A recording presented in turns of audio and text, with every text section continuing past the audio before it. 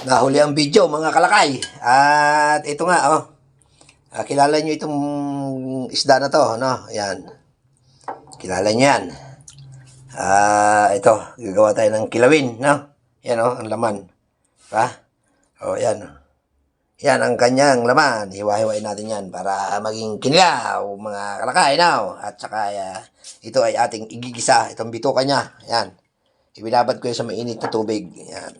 Tapos saka natin igigisa. Ito pati kasama na yung balat, no? Ayan, ang balat niya, no?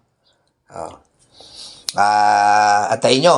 Abangan nyo ang ating susunod na pagkain mamaya. Siyempre, kailangan natin talaga itong hugasan ng suka, no? Ayan. Tapos yan ang ating rekado. Ibabad lang muna natin. Saka, siyempre, ang gagamitin nating suka, ito, suka ng pinya, no?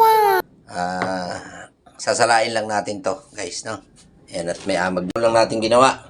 Kasi wala na tayo suka, o yung suka natin, ikakaunti na, no? Ayan nga, at merong bagong may bunga yung ating sili, oh. Mutya, isa. Kunin natin. At saka natin ngayon, sisili dito sa ating ginagawa, no? Okay na yan kasi may suka tayo doon na ito ang nakuha nating suka sa ating, pero mayroon pa ito dati ditong kaunting suka, no? Ayan, at ito sasalinan na naman natin dahil nga sa nababad na natin ito, pipigain na natin. Tatanggalin na natin yung niya para maging ito na, tapos na. May gunting, may kalat ang ating lamisa. Oh, di ba? Tikman nyo na. Sigurado ko sa inyo, makakalimutan ninyo nito ang inyong kwan. Dapat makalimutan sa sobrang sarap. Ayan na. O, di ba? Parang kwan siya, oh. Oh, hindi yan tuma, no? Tangigi. Kain tayo. Mamaya, nagluluto pa ako eh. Tara na, kakain na. At gugupitin natin. Ito yung bituka, guys, no? Ito. Oh.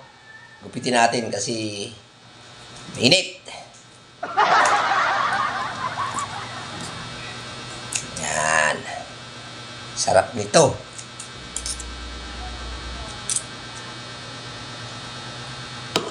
Ito yung patingol.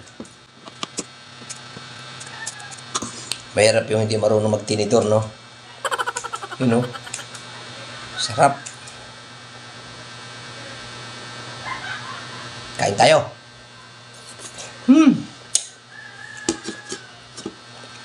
Sarap. Yung kanin natin, yung bahaw natin kagabi. No? Sarap. Masarap sa akin na hindi ko alam sa inyo kung masarap to. Ito yung ating kilawin. Ito yung nahuli ko nung isang araw. Pakita ko sa inyo kung gaano kalaki.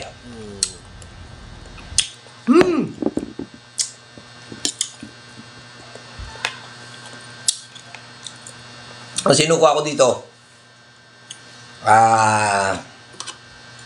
suka ng pinya. Pinanghugas ko lang yung sukang puro. Binili natin sa tindahan. Pinanghugas ko lang yun. Para yung kanyang mga dugo-dugo.